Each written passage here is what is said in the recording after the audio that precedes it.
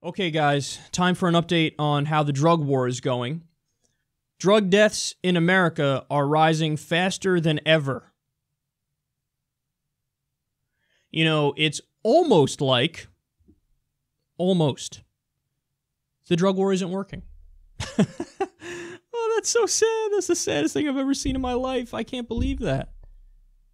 Except I believe it 100% that this is what's happening, because the drug war has always been a disaster. We wasted $1 trillion. Thousands and thousands of people have died as a result of this. Crime has skyrocketed. And now more people are dying than ever when we're knee-deep in the drug war, eyeball deep in the drug war. All right, so let me tell you what they say here. This is from the New York Times. Drug overdose deaths in 2016 most likely exceeded 59,000. The largest annual jump ever recorded in the United States, according to preliminary data compiled by the New York Times. The death count is the latest consequence of an escalating public health crisis, opioid addiction, now made more deadly by an influx of illicitly manufactured fentanyl and similar drugs. Drug overdoses are now the leading cause of death among Americans under 50. Although the data is preliminary, the Times' best estimate is that the deaths rose 19% over the 52,404 recorded deaths in 2015, and all evidence suggests the problem has continued to worsen in 2017. So let me put this into perspective for you. So now it's over 59,000 drug overdose deaths. That means that more Americans died from overdosing on drugs last year than died in the entire Vietnam War. 1 year. 1 year of drug overdose deaths beats all U.S. deaths in Vietnam.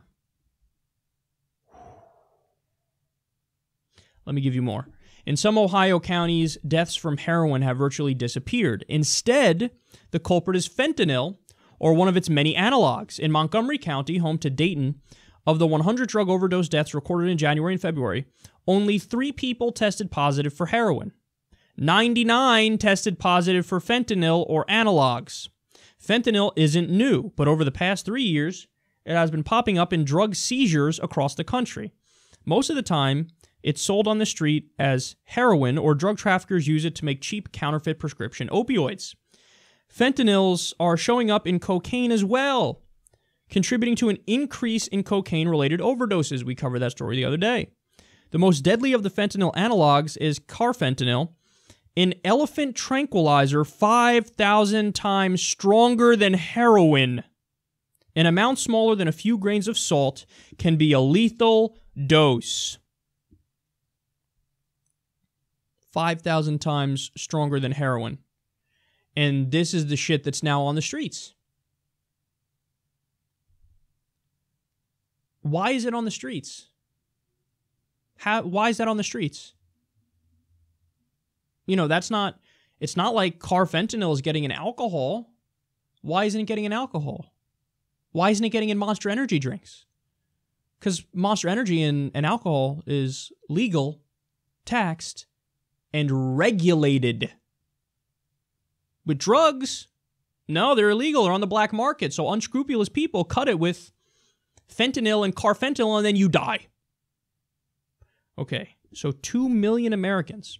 Get this, because this fact is one that a lot of people don't get nuanced enough and detailed enough and specific enough to give you this fact, which is an inconvenient fact for many people who want to harp away on a certain angle of this drug crisis.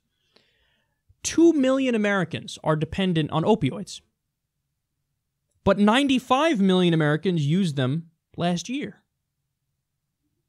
That's weird. So people say, oh, you know, it's the pain pills. That's a big problem. That's the biggest problem. I just told you, what, a little over 2%? 2%, a little over 2% of people that take them are addicted to them.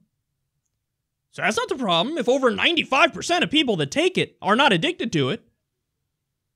The problem is when the people do get addicted and then you take away the pills because there's a crackdown now on them. And then what do the people do? They get their fix on the street. So what do you move to after the pain pills are taken away from you? You go to heroin. And what happens is the heroin is laced with fentanyl and carfentanil, and you die. So you could absolutely cut this number in half, probably in 1 year, with the right policy changes. But we don't care. Nobody connects the dots, and nobody cares. People in the government, there's, I don't know, ODs, what are you going to do? Whatevs. They act like there's not real concrete steps that can be taken to fix this. At the very least, I'm not even saying go full legalization. I mean, that's my position. Everybody knows that's my position, but put my position aside. If you just decriminalize and regulate, just decriminalize, you would see a giant, a giant decrease in overdose deaths. Because the overdose deaths are happening as a result of laced drugs. The only way the drugs can be laced is if they're on the black market where they're free of regulation. If it's not on the black market, or if you have some form of regulation, then you can catch the laced heroin that's fentanyl that's going to kill you. That's how Philip Seymour Hoffman died. He took what would be his normal dose of heroin, but it was laced with fentanyl. So he died. These people, I mean, he was a drug user for a long time. So, like, he had a problem, yes. He knew the dose, though, that would get him high. He knew he wasn't going to die from the dose he took. The only reason he died is because it was laced with fentanyl, because it's on the black market. So, you want to actually fix the problem and save lives? At the very least, you have to decriminalize and regulate. At the very least. That's the answer. We know that's the answer. But no. That's too... You want to talk about politically incorrect? All the Republicans, yeah, we got to be politically incorrect. Okay, Don, you want to be politically incorrect? Decriminalize and regulate all drugs. You're not going to do it. Even though that's the answer. That is 100% the answer. You'd see a giant cut in the number of overdose deaths. Absolutely guaranteed. That's politically incorrect. You going to do it? You're not going to do it.